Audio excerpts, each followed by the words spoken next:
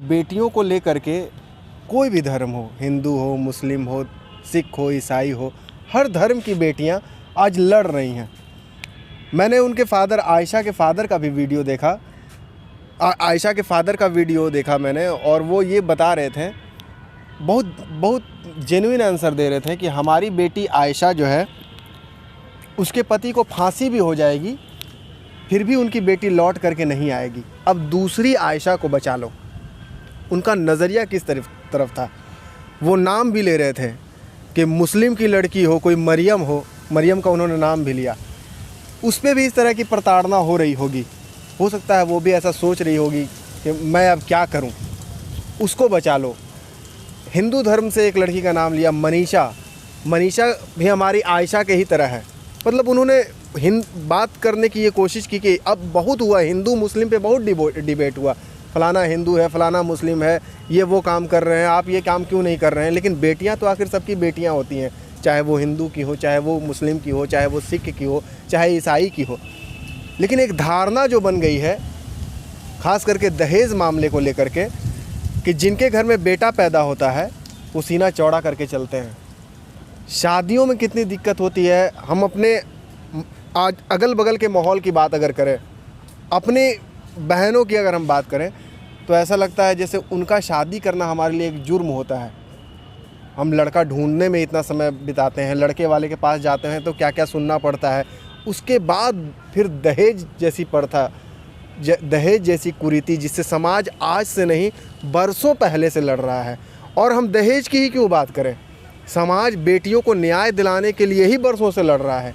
Rape जैसी समस्या, दहेज जैसी समस्या, ये हमारे माहौल में, हमारी जो व्यवस्था है उसमें इस तरीके से बैठ गई है कि बेटियां लाखों बार ज़ख्मी होती हैं, लाखों बार चोटिल होती हैं, लोगों को नहीं दिखता है। कितनी लड़कियां आत्महत्या कर लेती हैं, और जब कोई ऐसी वीडियो है जो वायरल होती है तब लोगों को लगता है कि ये वीडियो जो है इन्होंने आत्महत्या कर ली। बहुत सारे लोग आत्महत्या करते हैं। एक बेटी से कितना घर जुड़ा हुआ रहता है। एक बेटी किसी बाप की बेटी होती है, किसी भाई की बहन होती है, उसके और भी रिश्तेदार होती हैं, उसके माँ की वो बेटी होती है।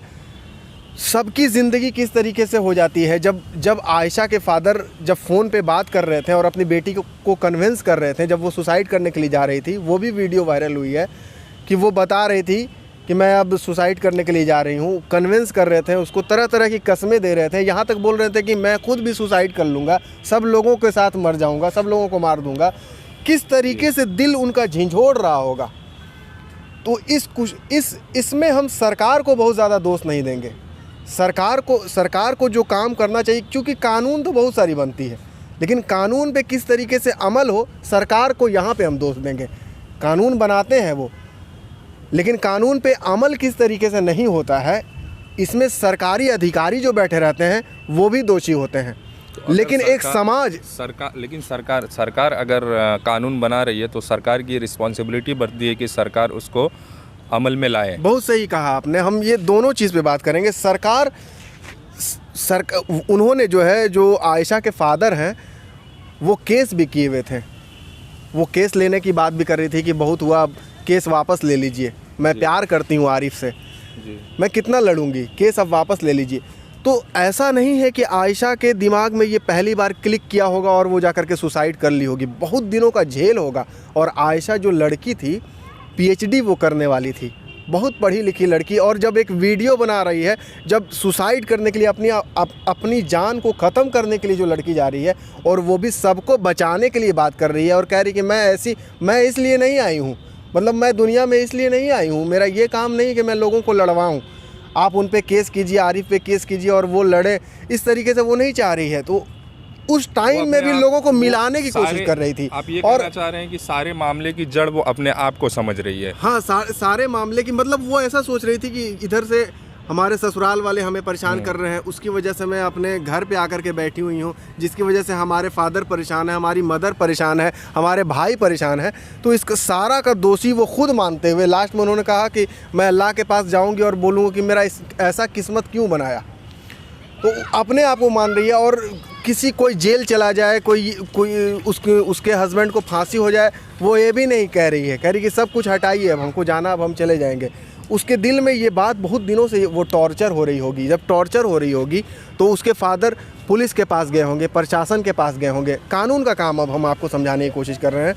तो इस केस में जो ये वायरल वीडियो हो रही है और सारे न्यूज़ चैनल वाले इस वीडियो को दिखा रहे हैं, तो उनके फादर का जो कहना था कि उन्हें न्याय दिलाया जाए और न्याय इस व्यवस्था से दिलाया जाए कि दूसरी कोई आयशा नहीं बने। अब जब वो केस करने के लिए गए होंगे पुलिस स्टेशन में, पुलिस स्टेशन वाला दरोगा किस तरीके से बिहेव किया, वहाँ पे जो इंस्पेक्टर था वो किस तरीके से बिहेव किया, जब उसने बिहेव ख़राब तरीके से किया होगा और उन्हें न्याय नहीं मिल रहा होगा, तो हो सकता है आगे गए होंगे, डीएम से मिले होंगे, एसपी से मिले होंगे और जगह पे गुहार लगाया होगा। तो सरकार को ये चाहिए कि इस व्यवस्था में सिर्फ उसका हस्बैंड और उसके ससुराल वाले जो दहेज के बारे में बात कर रहे थे वो गुनहगार नहीं है। जिस पुलिस ने उसे न्याय नहीं दिलाया वो पुलिस भी गुनहगार है और उसे भी कड़ी सज़ा मिलनी चाहिए। जिस अधिकारी ने उसे न्याय नहीं दिलाया, एसपी शामिल हो, डीएम शामिल हो, मंत्री शामिल हो और इंस्पेक्टर शामिल हो, दरोगा शामिल हो, जो भी इस केस में शामिल हो, और जो न्याय की प्रक्रिया जो इतनी जटिल हमारे यहाँ है, ये केस का केस जो है कानून व्यवस्था में लटका का लटका रह जाता है और लोगों को न्याय नहीं मिलता है। तो इस कुरीति को ख़त्म करने के लिए उसके हस्बैंड को तो सज़ा मिलना ही चाहिए। इस न्यायिक प्रक्रिया में जितने लोग भी शामिल होते हैं और उनके फादर ने जिन से गुहार लगाई है, सबको इसकी सज़ा मिलनी चाहिए। तभी हम दूसरी आयशा को ऐसे रूप में नहीं देखेंगे, दूसरी कोई मनीषा को ऐसे रूप में नहीं देखेंगे। सरकार जिस तरीके से पल्ला झाड़ लेती है और अपने अधिकारी को भी बचाती है, अपने मंत्री को भी बचाती है, ये कानून व्यवस्था का गलत रूप है। दूसरी चीज़ जो हम बात कर रहे हैं कि ये जो कुरीति हमारे समाज में बैठी हुई है, इस कुरीति को हमें ही ख़त्म करना पड़ेगा। बेटा और बेटी का जो हम समान अधिकार का बात करते हैं, इस तरीके से वीडियो बना करके और इस तरीके से टीवी में लाइव डिबेट कर करके कोई भी जो है एक आदमी कोई उल्टा पुल्टा बोल देता है जिसको मीडिया हाईलाइट करती है, ये हमें अपने दिल से भी पूछना चाहिए कि हम बेटा और बेटी में कितना समानता पैदा करते हैं। ये समानता आखिर हम क्यों नहीं पैदा करते हैं? जिनके पास बेटा, तब इसी वजह से तो अब बेटियों की शादी करने के लिए हमें 4 साल 5 साल का चक्कर लगाना पड़ता है। जिनकी औकात नहीं है हमसे बात करने के लिए, वो भी हमारी बेटी के चक्कर में, शादी ब्याह के चक्कर में उल्टा पुल्टा बोल करके जाते हैं। बेटा हो गया उनके घर में, ये तो भगवान की देन है, किन्हीं को बेटा दे रहे हैं, किन्हीं को बेटी दे रहे हैं। हमारे आपका खेल तो है नहीं। जब बेटा और बेटी की समानता की हम बात कर रहे हैं तो शादी को भी समान अधिकार मिलना चाहिए। दहेज नहीं मिलना, शादी ज़रूरत है। आज अगर लड़की नहीं मिलेगी तो कहाँ जाएंगे ये युवा? आप ये बताइए, लड़की नहीं मिलेगी तो कहाँ जाएंगे ये युवा? हम समान अधिकार की बात करते हैं और जिनके घर में बेटा होता है वो उछलते हैं कि हमारे घर में तो बेटा हो गया, जैसे कि हमारे घर में बहुत बड़ा तोप का मशीन आ गया है, हम कुछ भी कर लेंगे। बेटा और बेटी दोनों को नेचर ने बनाया है इसीलिए कि आप दोनों मिल करके रहिए। तो इन समाज की कुरीतियों को भी हमें अपने आप से दूर करना पड़ेगा। और सरकार अगर न्याय देना चाहती है तो न्याय में सब अधिकारी जो संलिप्त हैं उसे न्याय आखिर क्यों नहीं मिला?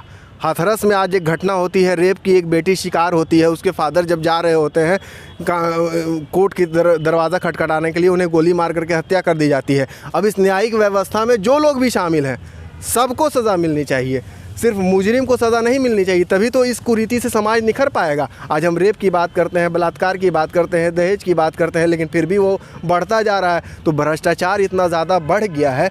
जो लोग भी इस भ्रष्टाचार में शामिल हैं, अगर उन्हें हम सज़ा देंगे, उन्हें हम न्याय देना चाहते हैं, तो हमें सारे अधिकारी को, इसमें संलिप्त जो भी अधिकारी हैं उन्हें सज़ा देंगे। कानून व्यवस्था जब सज़ा देगा तभी ये प्रक्रिया सुधर पाएगी। और आयशा जिसने अपने जान को इस तरीके से ख़त्म कर दिया, सुसाइड कर लिया, आत्महत्या कर लिया, कितनी मुश्किल होती होगी एक आदमी की अंतिम चीख को। वो समझिए, जब वो जान देना चाहता है, ये सांस अगर 2 सेकंड के लिए रुक जाती है तो आदमी छटपटाने लगता है। और आदमी अगर कोशिश कर ले कि मुझे मरना ही है, कितना तड़पता होगा वो इंसान। आप इस दर्द को समझिए और आप इस वीडियो को ज़्यादा से ज़्यादा शेयर कीजिए। हमने ये वीडियो समाज की कुरीतियों को मिटाने के लिए बना रहा है और आप इस वीडियो को ज़्यादा से ज़्यादा शेयर कीजिए। और अगर बेल आइकॉन आपने नहीं दबाया है तो बेल आइकॉन दबा करके हमारे चैनल को सब्सक्राइब ज़रूर कर लीजिए।